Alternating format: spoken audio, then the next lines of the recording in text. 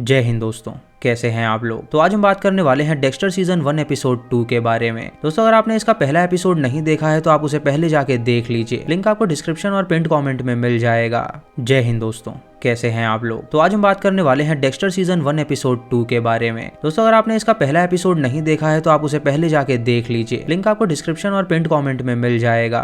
Episode की starting में हम डेक्स्टर को देखते हैं जो कि नदी में था और वो ऐसा इमेजिन कर रहा था कि वो अपनी लाइफ के सरफेस पे फ्लोट कर रहा है। उसके कुछ सीक्रेट्स जिसे उसे अनफोल्ड करने थे और वो उन्हीं के बारे में सोच रहा था। वो अपने पिछले विक्टिम का ब्लड अपनी कलेक्शन में रख लेता है और उसके बाद वो फ्रिज पे लगे उस कटे हुए डॉल के सर को देखता है और सोचता है कि आखिर आइस ट्रक किलर क्यों चाहता है कि वो उस तक पहुंचे। तभी डेब्रा उसके दरवाजे पे आती है और उसे दरवाजा खोलने के लिए कहती है और डेक्स्टर ये सुन के दरवाजा खोलता है और उसे अंदर इनवाइट करता है। डेब्रा उससे पूछती है कि आखिर उस कातिल ने उसके ऊपर वो हेड क्यों फेंका, तो वो उसे बताता है कि उसे इस बारे में कुछ नहीं पता। अगर उसे प्रमोशन चाहिए तो वो उस ट्रक को ढूंढ के लाए और अगर वो ऐसा कर लेगी तो उसे प्रमोशन बहुत जल्द मिल जाएगा। डेब्रा उससे वहां पड़ी टाइस के बारे में पूछती है तो वो उसे बताता है कि आज उसका कोर्ट में एक केस है तो वो वहां पे जा रहा है। उसके जाने के बाद डेक्स्टर अपने फ्रिज में पड़ी उन डॉल्स के पीसेस को देखता है और सोचता है कि जरूर इसमें कोई ना कोई पजल होगा। जब वो उस डॉल की उंगलियां देखता है तो उसे वहां पे सारे अलग नेल पेंट नजर आते हैं जिसे वो बिल्कुल समझ नहीं पाता और वहां से कोर्ट चला जाता है। उसका केस खत्म होने के बाद जब वो बाहर जाता है तो वो एक औरत और बच्ची को रोते हुए देखता है जिससे वो समझ जाता है कि वो दोनों इनोसेंट हैं और जरूर किसी ने उनके साथ बुरा किया है।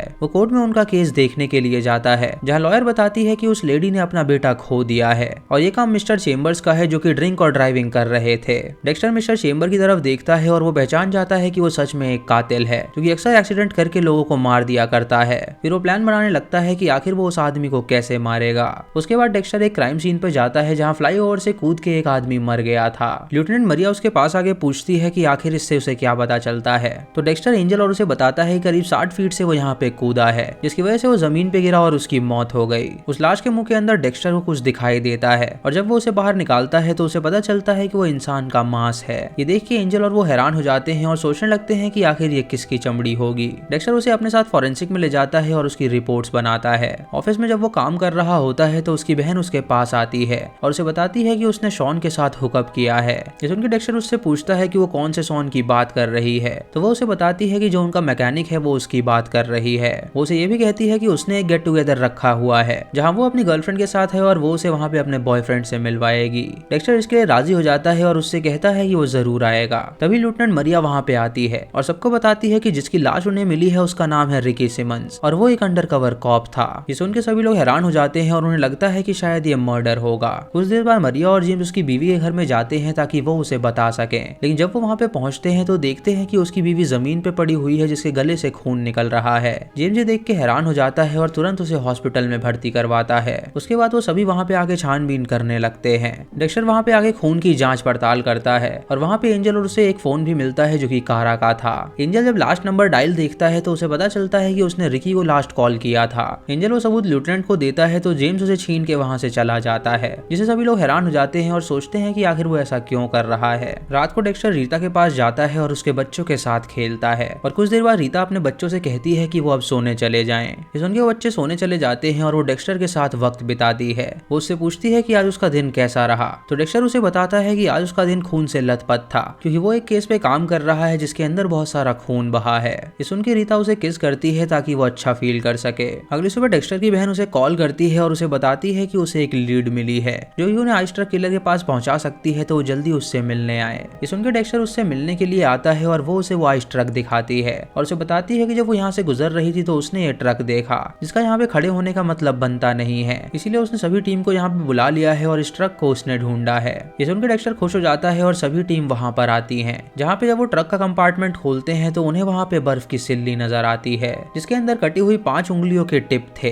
डेक्स्टर सबको बताता है कि शायद वो कातिल इसी ट्रक का इस्तेमाल किया करता था और विक्टिम्स के ब्लड ड्रेन करने के बाद वो उन्हें इसी में रखता था ताकि उनकी बॉडी फ्रीज हो जाए और वो उसे आसानी से काट सके। तभी उनका चीफ वहाँ पे आता है और लेफ्टिनेंट से पूछता है कि ये ट्रक किसने ढूंढ निकाला, तो वो उसे बताती है कि डेब्रा मॉर्गन ने इसे ढूंढा है। ये सुन के वो खुश होता है क्योंकि उनका पिता उसका दोस्त था। दोस्तों, डेक्स्टर को ये पता था कि उस कातिल ने जानबूझ के ये ट्रक यहाँ पे छोड़ा है क्योंकि वो उसे कुछ ना कुछ हिंट देना चाहता है। वो लोग ट्रक की पूरी छानबीन करते हैं लेकिन उसके अंदर उन्हें बाकी कोई चीज नहीं मिलती। मसूआ डेक्स्टर के पास आता है और उसे उसके रुमाल में खून दिखाता है। वो उससे पूछता है क्या ये खून कातिल का हो सकता है, तो डेक्स्टर उससे कहता है कि ये खून नहीं बल्कि चॉकलेट है। ये सुन के मसूका उसे स्मेल करता है और उसे पता चलता है कि वो सच में चॉकलेट है। है। उसके बाद वो उस आइस के टुकड़े को फॉरेंसिक में ले जाते हैं और उसके ऊपर पानी डालते हैं, जिससे वो टुकड़ा साफ होता है और उसके अंदर वो 5 फिंगर टिप्स दिखाई देती हैं। और फिंगर किसी लड़की की थी और उसके नेल पॉलिश सभी अलग कलर के थे। डेक्स्टर ये देख के हैरान हो जाता है क्योंकि उसके फ्रिज में जो डॉल पड़ी थी उसके भी नेल पॉलिश अलग कलर के थे। और ये देख के वो समझ जाता है कि वो कातिल जरूर उसको कुछ कहना चाहता है।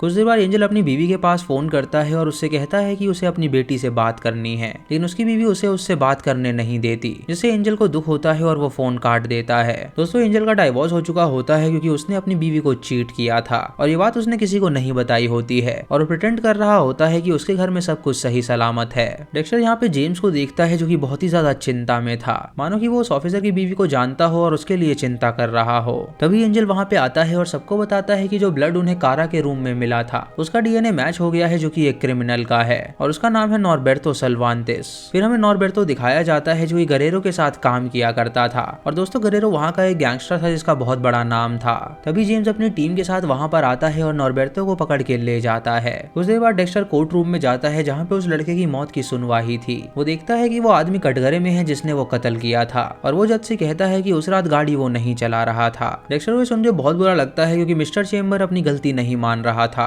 और इसी के साथ वो फैसला भी कर लेता है कि वो उसे जरूर जान से मार डालेगा। डेक्स्टर के फॉस्टर पिता ने उसे एक रूल समझाया हुआ था कि किसी को मारने से पहले वो उसके बारे में पहले जानकारी ले ले, जिससे उसे कंफर्म हो जाए कि वो सच में बुरा इंसान है या नहीं और उसके बाद ही वो उसे मारे। इधर जेम्स नॉर्बर्टो से पूछताछ करता है और उससे पूछता है कि उसने कारा को क्यों शूट किया, तो नॉर्बर्टो उससे कहता है कि उसे इस बारे में कुछ भी नहीं पता। ये सुन के जेम्स उसे एक मुक्का मारता है और उससे कहता है कि वो जिंदा नहीं बचेगा। तभी लेफ्टिनेंट उसे वहां से भगा देती है और नॉर्बर्टो से कहती है कि उनके पास सबूत है कि वो कत्ल उसी ने किया है। उसके पति के मुंह में उन्हें मांस का टुकड़ा मिला है जो कि उसके मांस का टुकड़ा है और उससे ये बात साफ होती है कि रिकी को उसी ने मारा है। एंजल और डेक्स्टर क्राइम सीन पे जाते हैं जहाँ पे कारा को मारने की कोशिश करी गई थी और वो वहाँ पे छानबीन करने लगते हैं तो डेक्स्टर को वहाँ पे एक ब्लड ड्रॉप मिलता है, जिसे देख के वो समझ जाता है कि ये ब्लड ड्रॉप उसका होगा जो कि यहाँ पे उसे मारने आया होगा। वो उसका डीएनए निकालते हैं और वो भी सर्वांतिस का ही निकलता है, जिससे साफ हो जाता है कि सर्वांतिस ने पहले रिकी को मारा और उसके बाद वो उसकी बीवी को मारने गया। मरिया जेम्स से कहती है कि उन्हें यहाँ पे बड़ी पिक्चर के बारे में सोचना चाहिए, ये काम उसने जरूर गरेरो के लिए किया होगा और अगर वो गवाही दे देगा तो वो लोग गरेरो को भी अंदर डाल सकते हैं। जेम्स उससे कहता है कि वो कभी भी उसके खिलाफ नहीं जाएगा,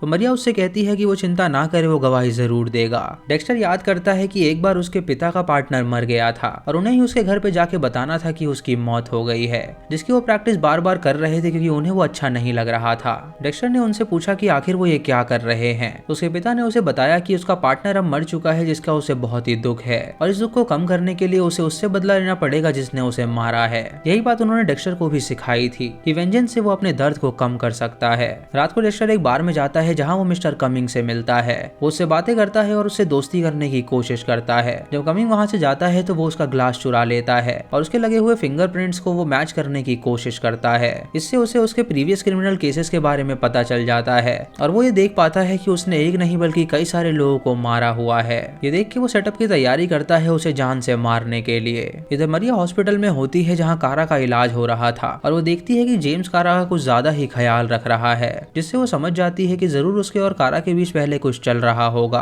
अगले दिन डेक्स्टर रीटा को लेके अपनी बहन और उसके बॉयफ्रेंड से मिलने जाता है और वहाँ पे वो गरेरो को देखता है और सोचता है कि वो उसे कैसे मारे, क्योंकि गरेरो वहाँ का गैंगस्टर था और वो कई सारे मासूम लोगों को मारा करता था। इधर गरेरो को आदमी को जेल में डाल दिया जाता है और वहाँ पे एक गार्ड आता है जो कि उससे कहता है कि वो उसे दूसरे वार्ड में शिफ्ट करने जा रहा है। जब वो उसे वहाँ से ले जा रहा होता है तो वो उसे स्टैब करके जान से मार डालता है और उससे कहता है कि गरेरो को अगर वो धोखा देगा तो उसके साथ यही होगा।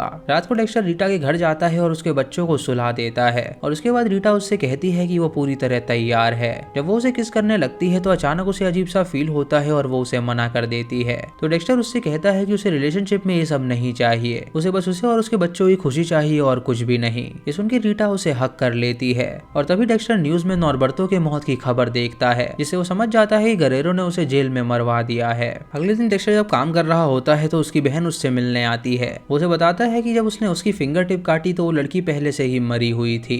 उसके बाद डेक्स्टर सोचता है कि आखिर वो कातिल उससे क्या कहना चाहता है। उसके बाद डेबरा को लेफ्टिनेंट के ऑफिस में बुलाया जाता है जहाँ लेफ्टिनेंट और चीफ उसे खबर देते हैं कि उसे वो लोग प्रमोट कर रहे हैं। ये सुनकर डेबरा खुश हो जाती है और चीफ वाले लग के उसे थैंक यू कहती है। लेफ्टिनेंट मरिया ये प्रमोशन नहीं चाहती थी, इसीलिए वो चीफ से कहती है कि आखिर उन्होंने ऐसा क्यों किया। तो चीफ उससे कहता है कि उसके पिता बहुत ही अच्छे पुलिस वाले थे और वो भी उनकी तरह ही है, तो वो ये प्रमोशन डिजर्व करती है। रात को मरिया जेम्स के पास आती है और उसे बताती है कि कारा हॉस्पिटल में मर गई है। ये सुन के जेम्स वहाँ से जाने की कोशिश करता है तो मरिया उसे रोकती है और उसे पूछती है कि आखिर उसके और कारा के बीच क्या चल रहा था। जेम्स उसे बताता है कि वो दोनों रिलेशनशिप में थे और वो रिकी को डाइवोर्स देना चाहती थी, लेकिन रिकी ने उसे इनकार कर दिया था। ये सब किया हुआ गरेरो का है और अब वो उसे जिंदा नहीं छोड़ेगा।